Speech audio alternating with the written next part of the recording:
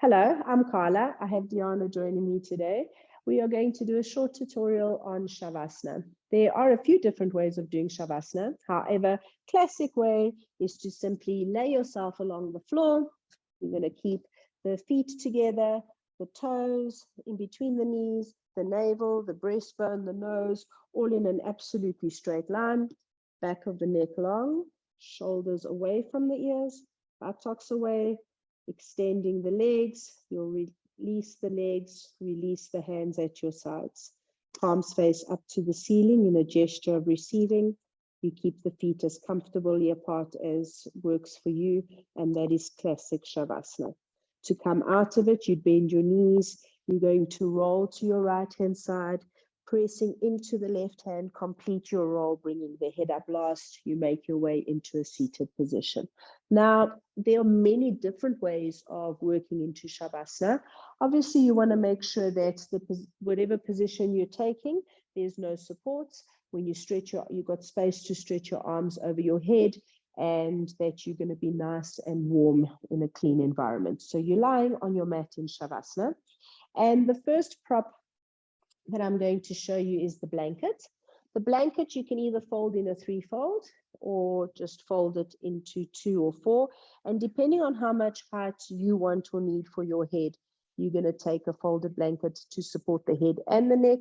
The shoulders are away from the ears. You can extend your legs. So if you look, Diana has, with the blanket, the forehead and the chin are on the same height.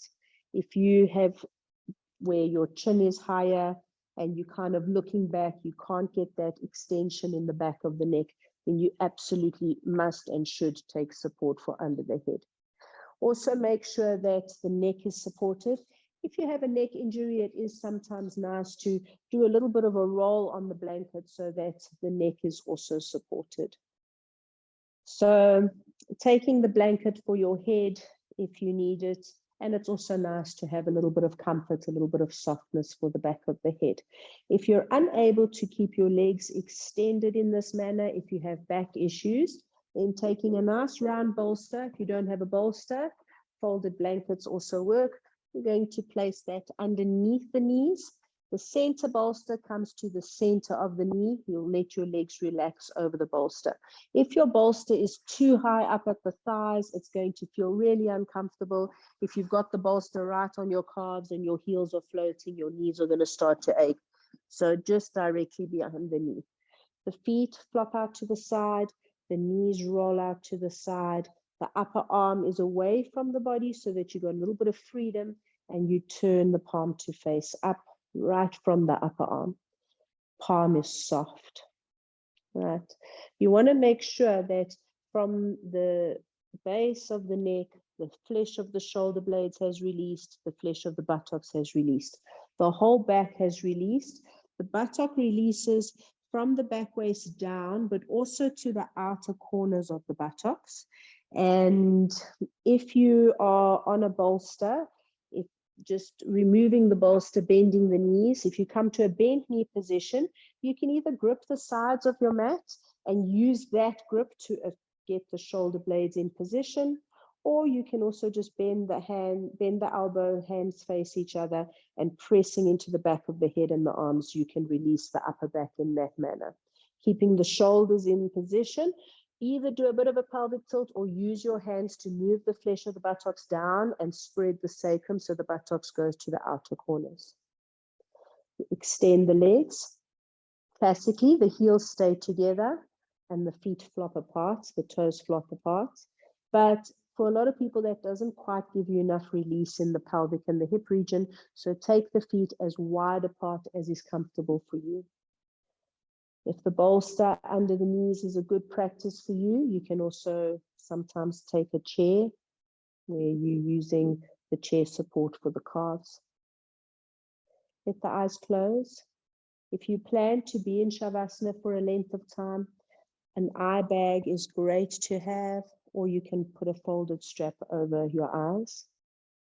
In Savasana, you want to quieten, so the whole body has to release from the crown of the head to the fingertips and the toes. but also the whole body releases down to the mat. So with this broadness in your back, with this release in the pelvis and the legs, you're just exhaling and letting go. The skin of the brow is soft and released to the temples, keeping the temples quiet. The eyes are shut, and the gaze is down towards the heart center, towards the toes. So don't let the eyes roll back. The skin from the bridge of the nose across the cheeks is relaxed. The muscles also don't clasp the teeth. If you grip your teeth, you harden the ear canal. So let the whole bottom jaw release away from the top jaw. Let the top jaw move down towards the bottom jaw. Back of the neck is long, the throat is soft, and especially the shoulders are relaxed. You relax from the shoulder through the whole arm to the fingertips. The fingers curl lightly. As you exhale, the abdomen releases to the floor passively. Soften from the groins, the hips, through the thighs, the knees, the calves, the feet. Relax the toes, sole of the foot. In Shavasana, you're coming to the breath. We practice pratyahara here, drawing the senses inward. So here the body is stilled, the mind is quiet, the senses are drawn inward. If thoughts come, acknowledge them, release them. Each exhalation, you're letting go of the carbon dioxide and other toxins, preparing for the fresh inhalation to come. Each exhalation, you're letting go of tension in the body. Each exhalation, you're letting go of thoughts. Each exhalation, you're letting go of any worries, anything that your body no longer needs to hold on to. And you want to spend however many minutes you have in a complete quiet Shavasana, where you now draw away from your body and just be in that quiet stillness. You get disturbed by sensations in your body, sounds, thoughts. Just bring your mind back into your breath. Use that breath as a mantra to let go and come back to this Shavasana.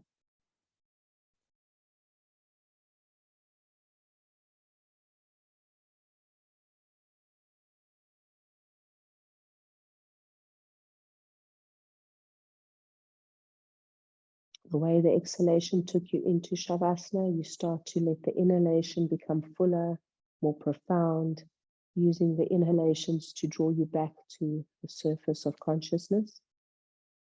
You can move your toes slightly, rub your thumb across your fingertips. And then bring the elbows rested on the floor, bring the hands anywhere on the torso where it's comfortable for you. Come back to the breath here. On the next breath in, you can stretch your arms over your head, give your body a nice long deep stretch. Yawn or sigh the breath out. Bend the knees, lazily roll onto your right side, let your head cradle in that right arm. The left side holds you in this Shavasana state. Have a few quietening breaths here. And when it feels that your eyes are ready to open, you're going to use your left hand into the floor. Finish rolling, lift your head up last. Come into a seated position, any seated position that's comfortable for you. Be in this upright position where you're just letting the spine come back to its normal position, the head upright. Put a small smile on your face. Bringing the hands together in the prayer position. Take a moment here to give thanks for the health and strength of your body. When you feel ready, let the eyes gently flutter open and focus. Namaste. So that is Shavasana, and always do take time at the end of a practice to spend time in Shavasana. It allows your body to quieten, it allows your mind and your breath just to regroup. Thank you for watching. Thanks, Diana.